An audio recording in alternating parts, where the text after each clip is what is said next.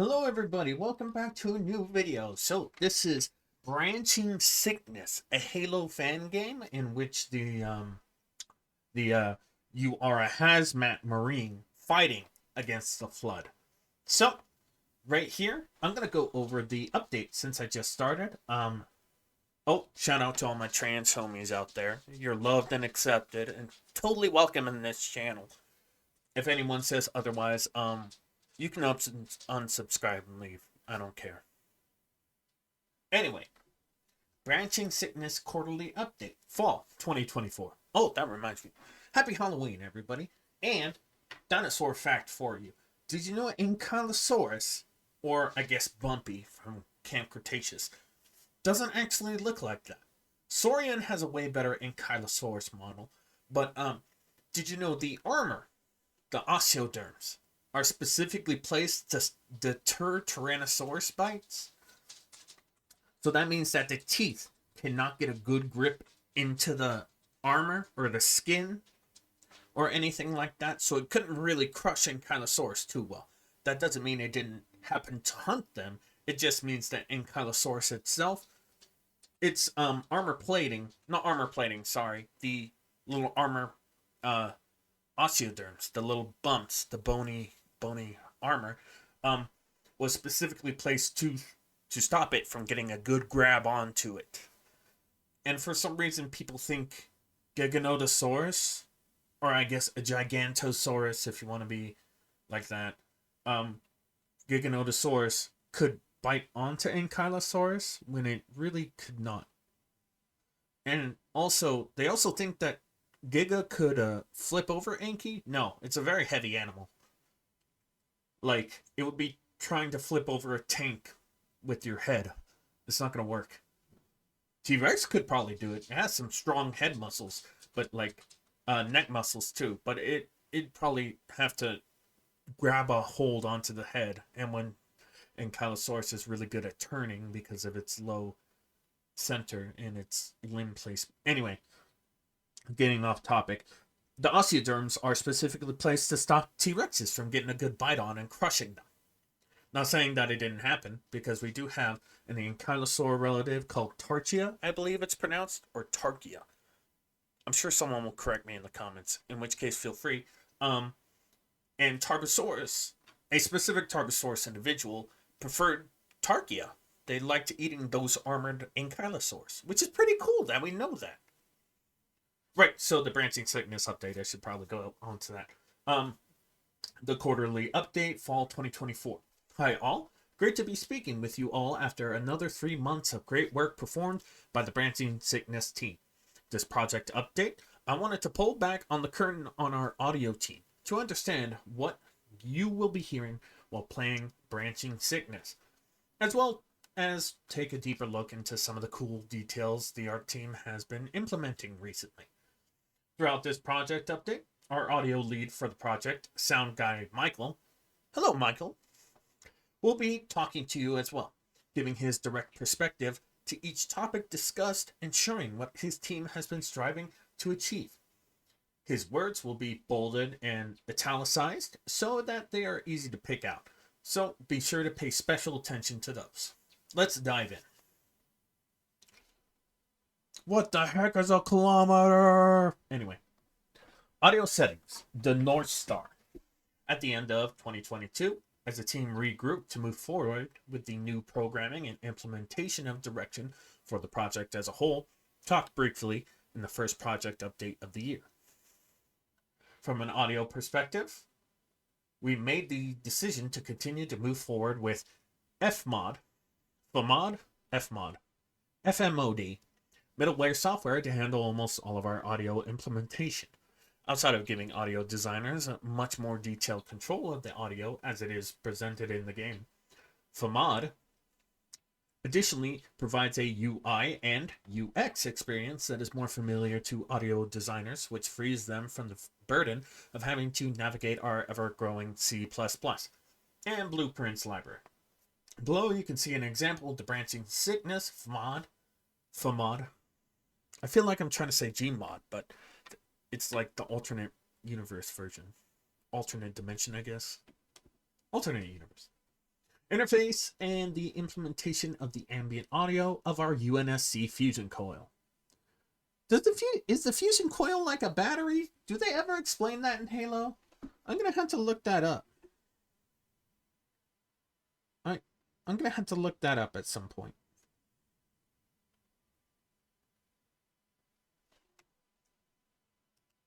Okay. So you guys got a good look onto all of that. I'm gonna mark that as red. I don't know why people are tagging. Additionally, during our 2022 implementation refocus, we set out to define some pillars and goals which would define the direction of the audio design for the entire course of the project. Michael can explain a bit more about this below. Michael, first and foremost, I'm happy to say that the audio team has been absolutely cooking. Before we have a taste of that, I'd like to talk about our sound design philosophy. As lifelong Halo fans, there are certain sounds that are ingrained in us.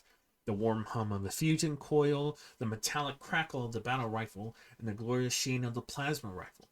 When we approach our designs, we honor these iconic elements while elevating them to modern standards of quality and fidelity. Halo 2 Anniversary is a huge source of inspiration in that regard.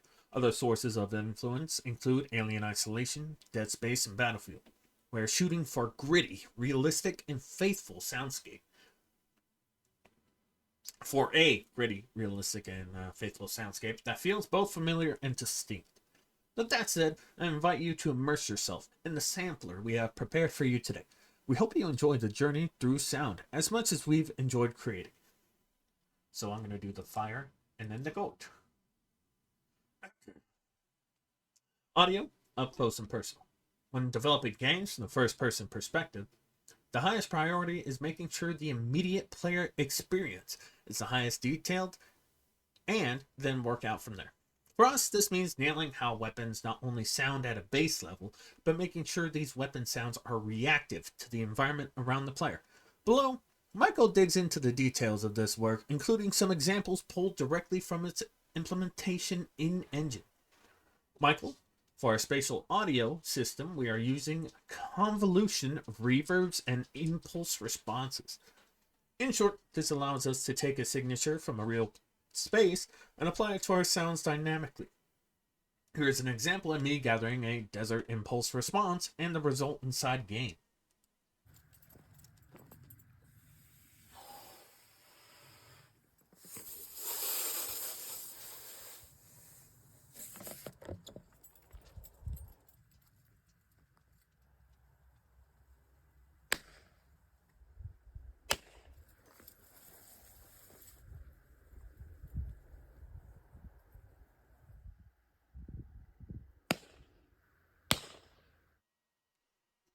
Very cool.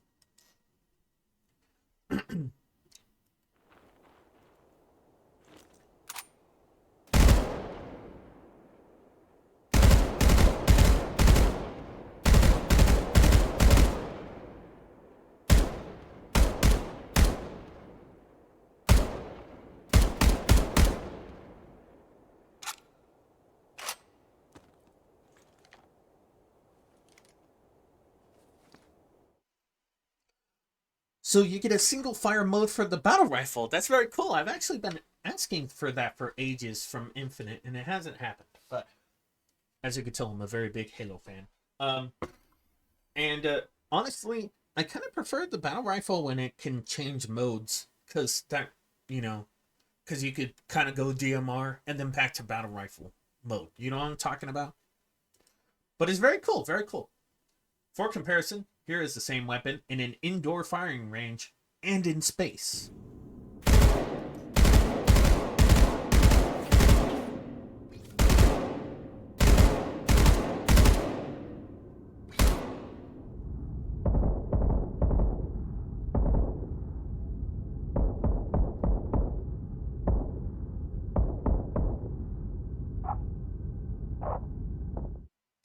I'm gonna need that background of the arc.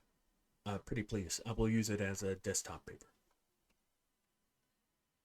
That is very beautiful, though. I love this. You can actually see them breaking apart the planet to build the halo ring around it. That's very cool to me. That's very cool. I do wonder if they actually use the sun to light the arc, because it's kind of like out here outside of space. So do they have their own sun that lights up the arc, or is there like a specific technology that keeps it lit so you get like night and day cycles? Another advantage of Unreal Engine 5 and Fmod is that sounds can take on a new life during the implementation stage. For example, we can modulate the firing sound of the plasma rifle as it heats up. This adds depth and complexity to the sound and acts as a cue to the player that it's time to lay off the trigger. Or not. So you get like a legitimate thing right here. Dry, vibrate. I hope that says dry. Yeah, dry, vibrate. Very cool.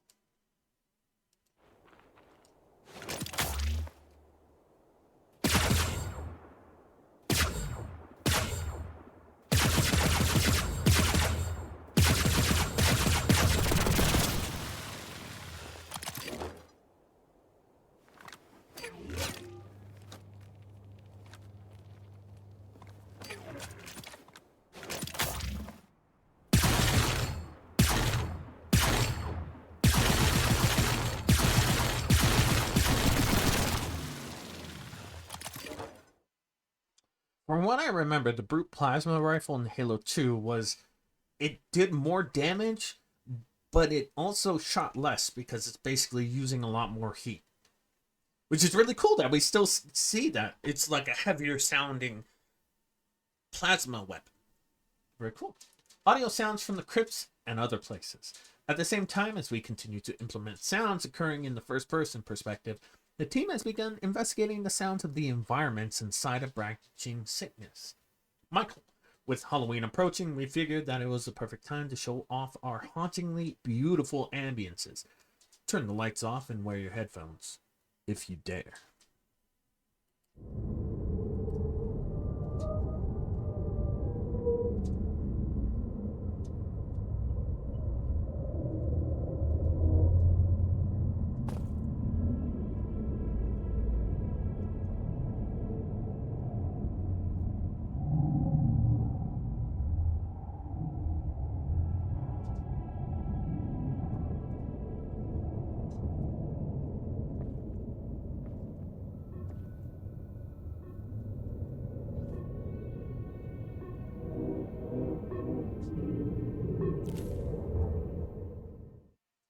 Very cool. You get a collectible system too. That's pretty awesome.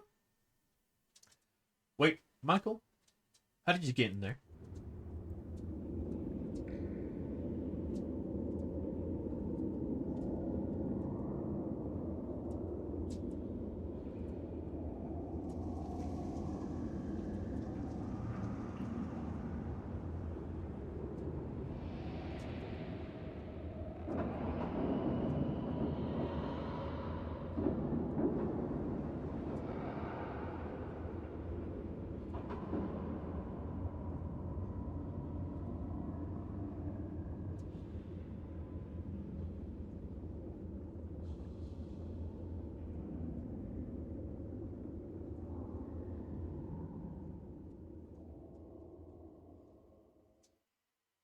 Very cool.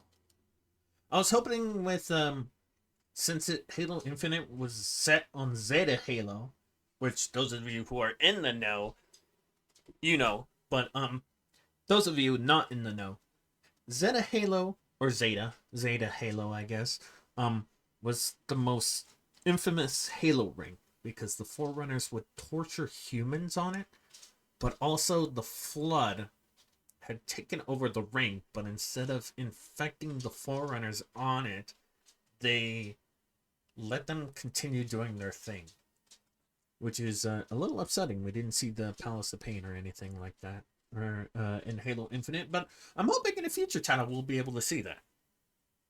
When the team begins to reach the end of the development of Branching Sickness, the true benefits of Fmod will begin to shine in giving audio designers ultimate control and a familiar interface to mix all the audio in the game together, ensuring that the first-person audio blends correctly with the environmental audio will be a key point in testing and will be critical before the game releases. Before the game is released. Audio, send me out with a bang. Finally, some additional MISC assets that we thought you would enjoy getting to hear.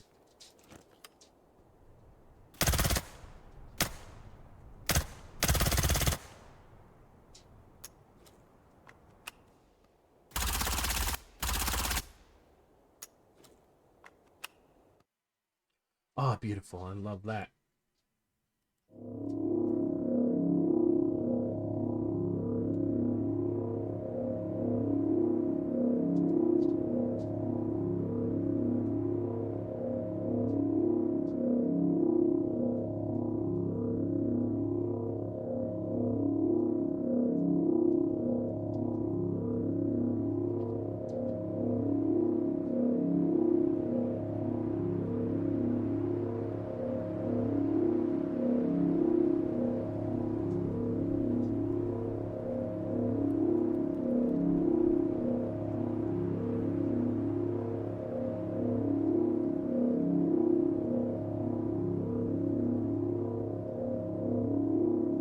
Using coil ASMR. I should just have this for the entire video. It's very calming.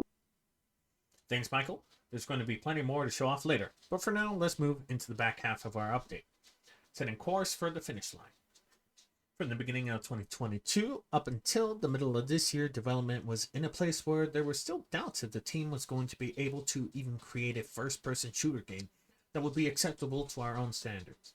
As such, 100% of the focus of the team has been dedicated to creating and implementing anything from the technical standpoint that we think we might need in order to scale up and deliver. Man, if I did a bloopers video, it would be full of these. Deliver a fun fan experience, inspired experience. At this stage in development, with the talented team, I am no longer worried about our ability to deliver on a stable and engaging first-person shooter experience. The focus to developing the technical aspects of Branching Sickness has, however, created a blind spot in certain other fundamental aspects of creating a PvE-driven experience. Both decisions to create an exclusively PvE game and to set it in the Halo universe require some level of justification narratively that I do not think we have achieved yet. Narrative has always been kept flexible, as we wanted to allow overall development to remain flexible both in projected size of the final game and in what shape that took. We are, however, now reaching a tipping point where the project needs to solidify a final goal so that we know where to point talented individuals, and so we know when we achieve a finished game, so we can finally put it in your hands. That being said, I am now officially going to be opening up a separate applications page. Feel free to type this down, pause the video if you need to, whatever you need to do. I'll probably put it in the description as well. Recruiting 2 narrative designers for Branching Sickness. The following are a list of stringent requirements that must be able to be met 100% of the time to be considered for the available positions. Narrative designers must be able to meet for at least 2 hours, twice a week minimum, over the next 3 months. Must have prior experience in working collaboratively with other people. Must be able to accept feedback and understand their work will be subject to intense revision and scrutiny from myself and other team leads. Must be able to provide previous works. These works will be read and reviewed by multiple people. Must be available through the development of the game. Minimum through 2025. In case narrative adjustments need to be made due to other development constraints. The strongest candidates will have professional experience writing novels, TV, short films, video games, or other forms of media, and will be able to provide proof of this. We currently have team members with professional experience in cinematography and dialogue.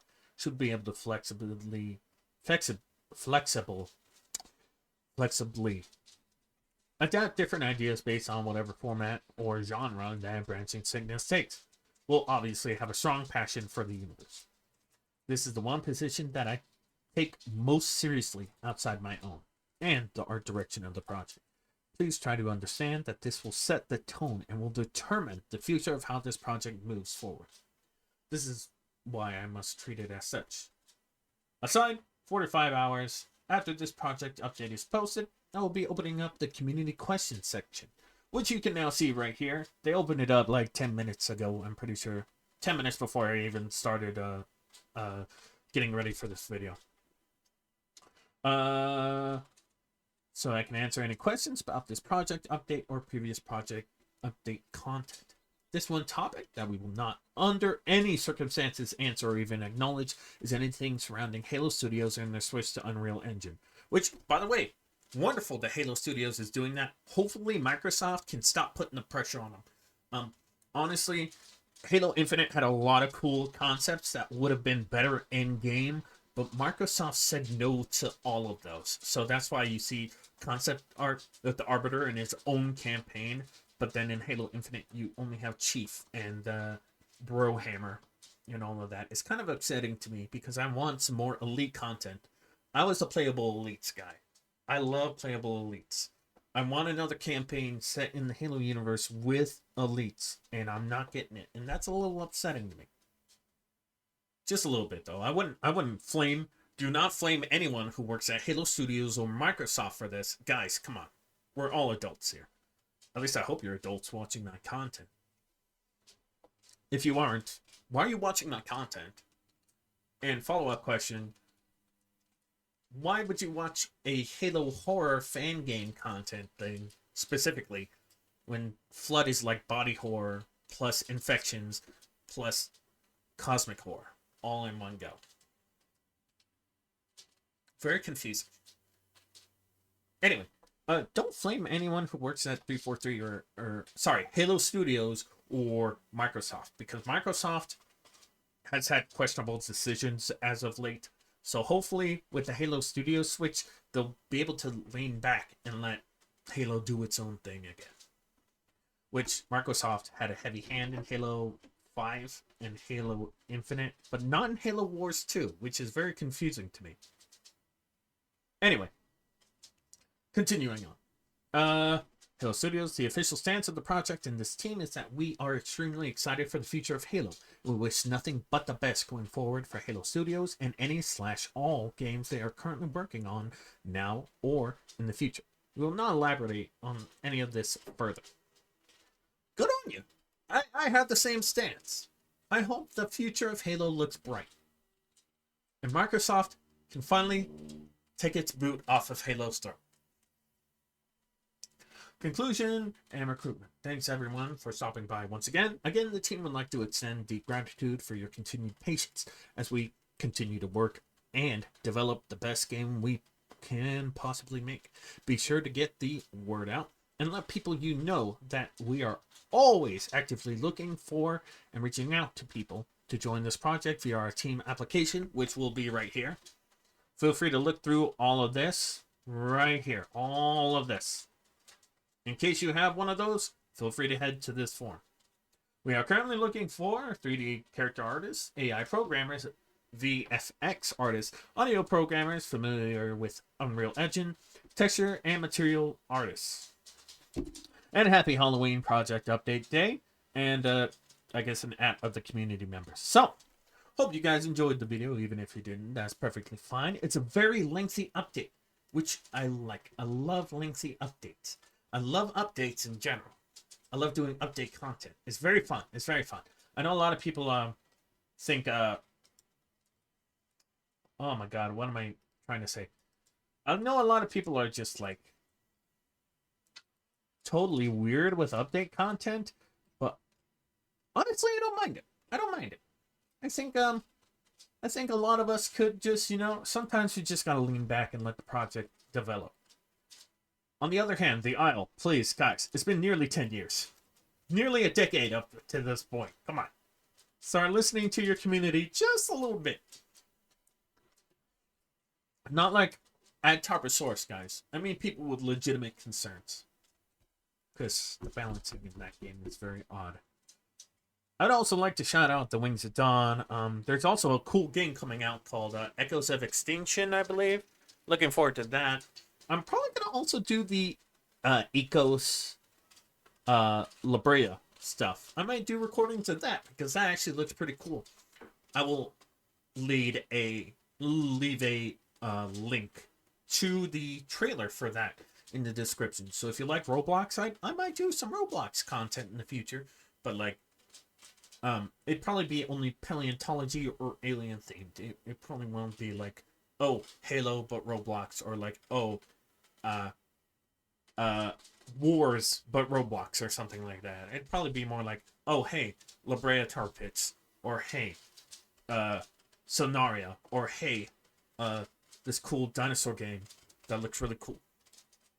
But yeah, hope you enjoyed the video. Hope you enjoyed this Halo content. I'm very excited to do Branching Sickness content. And I hope the devs don't really mind me taking a look at everything around here. I have been asking for a shovel as a melee weapon. I'm half joking and half not joking, because one, I want Soundsmith, a wonderful creator, YouTube, Twitch, all of that good stuff. Check them out. They're a wonderful TF2 creator, wonderful Gmod creator. They do music, they do sound edits for D&D and all this different stuff. They just released a Halloween TF2 update video, which you should go check out immediately. Yeah. That's mainly the reason, but also the reason being there's a lot of war games that kind of ignore the fact that shovels are really great weapons in wartime. Because sometimes a knife just isn't good enough. You just want to stab someone with a shovel.